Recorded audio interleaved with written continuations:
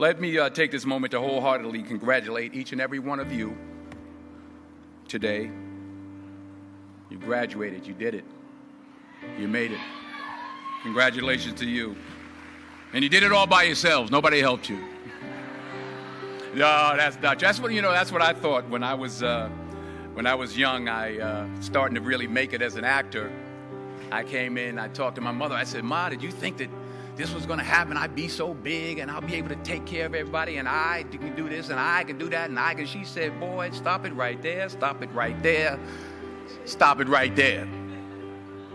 He said, "If you only knew how many people that have been praying for you, how many prayer groups she put together, how many prayer cloths she gave me, how many times she splashed me with holy water to save my sorry behind," as she said it. She said, "Oh, you did it by yourself? I tell you what you can do by yourself. You can go outside, get a mop and a bucket and wash them windows. You can do that by yourself." Superstar. So I'm saying that to say I want to congratulate all the parents and friends and family and aunties and uncles and grandmothers and grandfathers and teachers and friends and enemies. All the people that helped you to get where you are today. Congratulations to you all. I'm going to tell about 2-3 stories. I'm going to keep it real short. I remember my graduation. The speaker got up there, went on forever, blah, blah, blah, blah, blah, blah, blah, blah, blah. So I'm going to keep it short. Number 1, put God first. Put God first in everything you do. Everything that you think you see in me, everything that I've accomplished, everything that you think I have, and I have a few things, everything that I have is by the grace of God. Understand that. It's a gift. 40 years ago, March 27th, 1975, it was 40 years ago, just this past March, I was flunking out of college. I had a 1.7 grade point average. I hope none of you can relate. I had a 1.7 grade point average. I was sitting in my mother's beauty shop. They still call it beauty shop now? What they call it now? Yeah, I was sitting in the beauty parlor. I was sitting in my mother's beauty parlor, and I'm looking in the mirror, and I see behind me this woman under the dryer. And every time she looked up, every time I looked up, she was looking at me, just looking me in the eye. And I didn't know who she was, and I said, she said, "Somebody give me a pen, give me a pencil. I have a prophecy." March 27, 1975, she said, "Boy, you are going to travel the world and speak to millions of people." Now, mind you, I was flunked out of college. I'm thinking about joining the Army. I didn't know what I was going to do, and she's telling me I'm going to travel the world and speak to millions of people. Well, I have traveled the world, and I have spoke to millions of people. But that's not the most important thing, the success that I had. The most important thing is that what she taught me and what she told me that day has stayed with me since. I've been protected. I've been directed. I've been corrected. I've kept God in my life, and it's kept me humble. I didn't always stick with him, but he always stuck with me. So stick with him in everything you do. If you think you want to do what you think I've done, then do what I've done and stick with God. Number 2, fail big. That's right. Fail big. Today is the beginning of the rest of your life, and it can be very frightening. It's a new world out there. It's a mean world out there, and you only live once. So do what you feel passionate about. Take chances professionally. Don't be afraid to fail. There's an old IQ test, was 9 dots, and you had to draw 5 lines with a pencil within these 9 dots without lifting the pencil. The only way to do it was to go outside the box. So don't be afraid to go outside the box.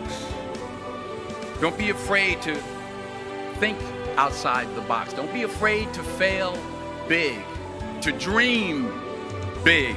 But remember, dreams without goals are just dreams, and they ultimately fuel disappointment. So have dreams, but have goals. Life goals, yearly goals, monthly goals, daily goals. I try to give myself a goal every day. Sometimes it's just to not curse somebody out. Simple goals, but have goals.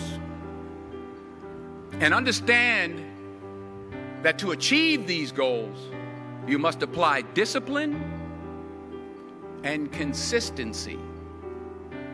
In order to achieve your goals, you must apply discipline, which you have already done, and consistency every day, not just on Tuesday and miss a few days. You have to work at it every day. You have to plan every day. You've heard the saying, we don't plan to fail, we fail to plan. Hard work works. Working really hard is what successful people do.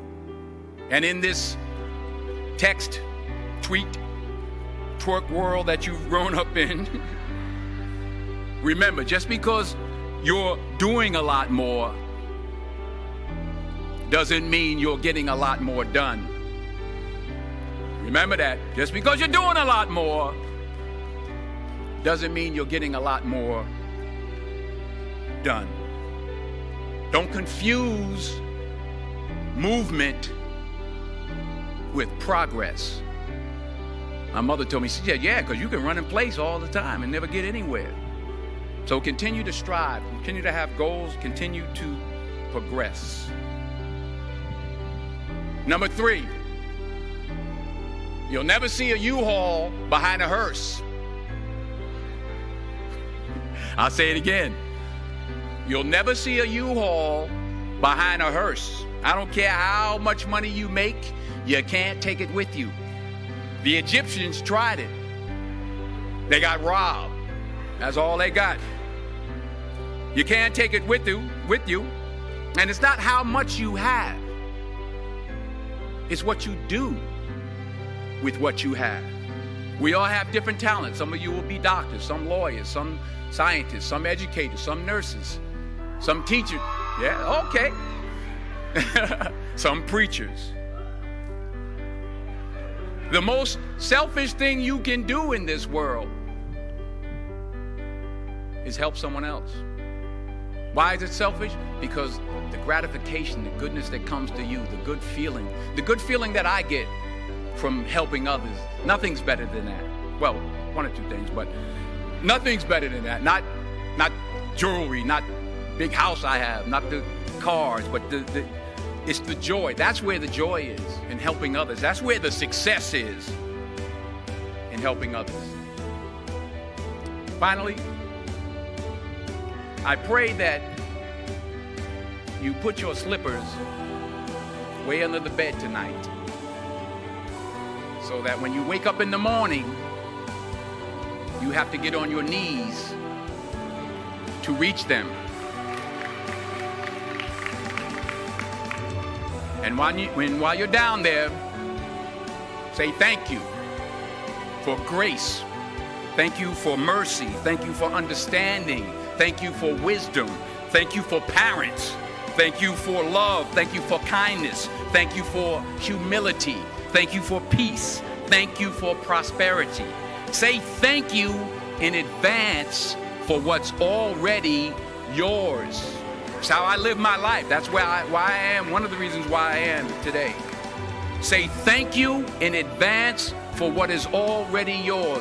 True desire in the heart for anything good is God's proof to you, sent beforehand to indicate that it's yours already. I'll say it again. True desire in the heart, that itch that you have, whatever it is you want to do, that thing that you want to do to help others and to grow and to make money, that desire, that itch, that's God's proof to you, sent beforehand already to indicate that it's yours. And anything you want good, you can have. So claim it. Work hard to get it. When you get it, reach back. Pull someone else up. each one, teach one. Don't just aspire to make a living. Aspire to make a difference. Thank you.